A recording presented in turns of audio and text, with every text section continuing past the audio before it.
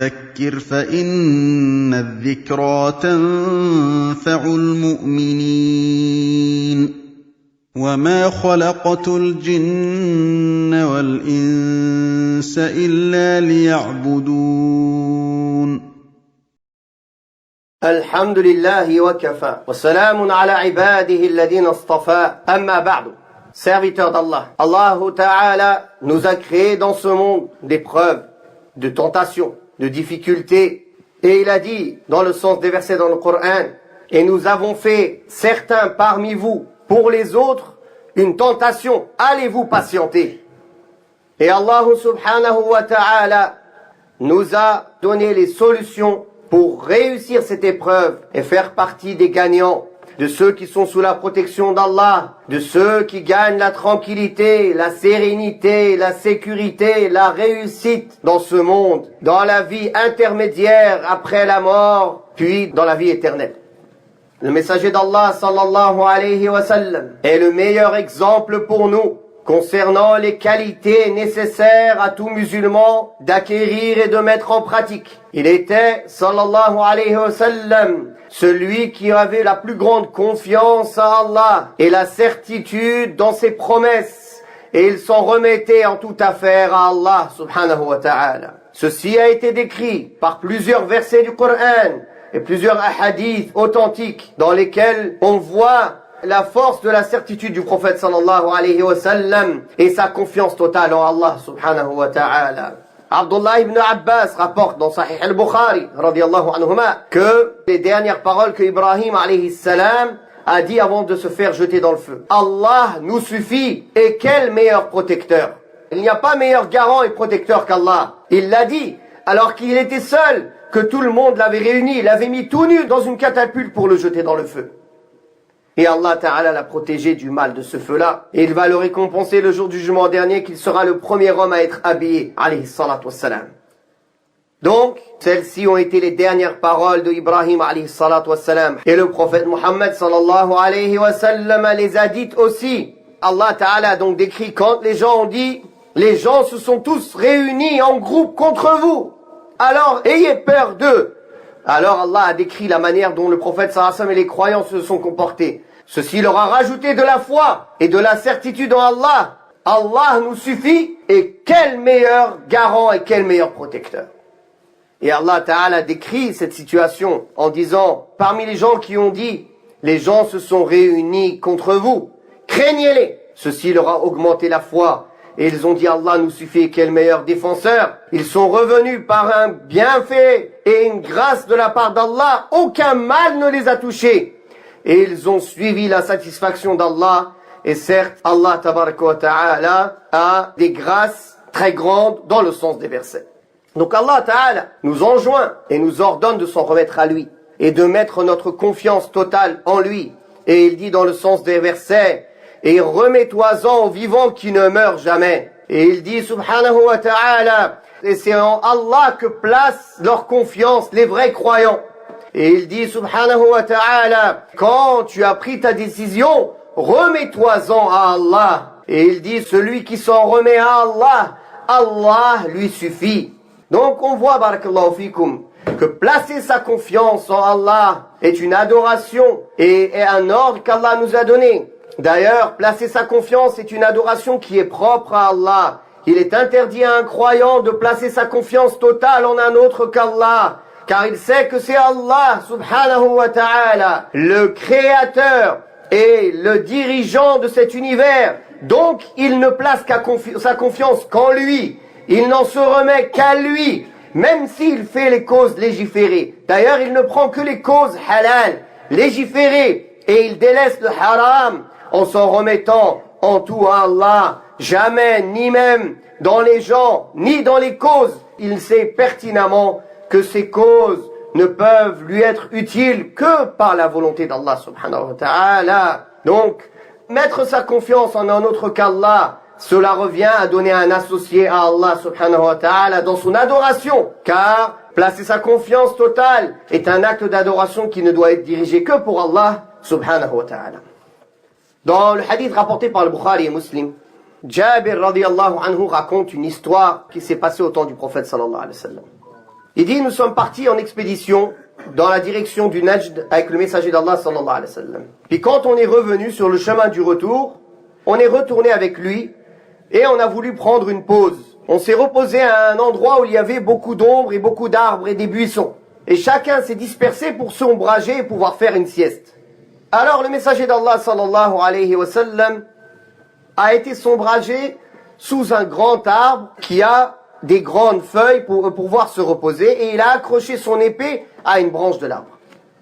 Voilà que pendant qu'il dormait, que l'on dormait tous, le messager d'Allah sallallahu alayhi wa sallam nous appelle. Et on voit une personne à côté de lui. Il dit sallallahu alayhi wa sallam, voilà cet homme pendant que je dormais, ce bédouin, qui est venu, qui a pris mon épée qui était accrochée à l'arbre, qu'il l'a décoché et qu'il l'a levé au-dessus de ma tête. Je me suis réveillé alors qu'il était au-dessus de moi avec l'épée.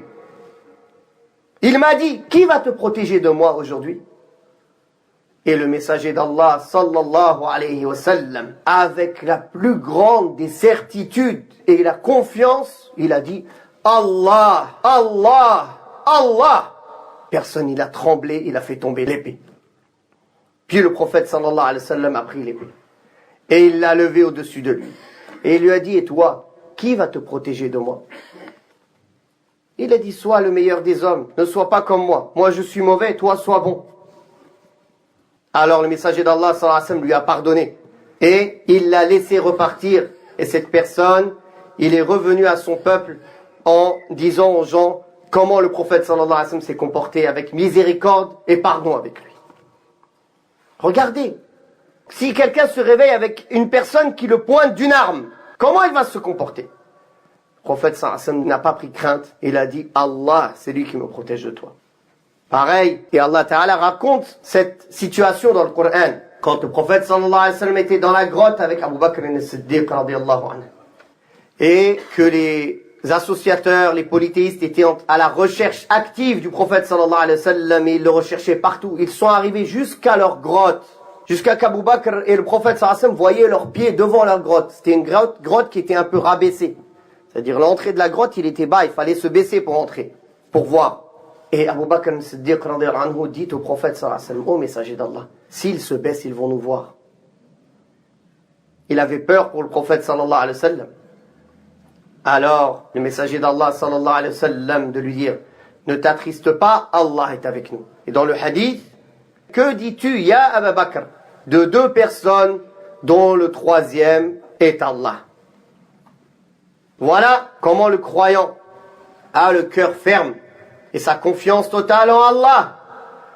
Et il s'en remet dans toutes ses affaires à Allah, dans les moments faciles et surtout dans les moments difficiles. Car celui qui a cette qualité, celui qui a concrétisé cette adoration, qui est tawakkul, la confiance totale en Allah, alors celui-là vivra tranquille.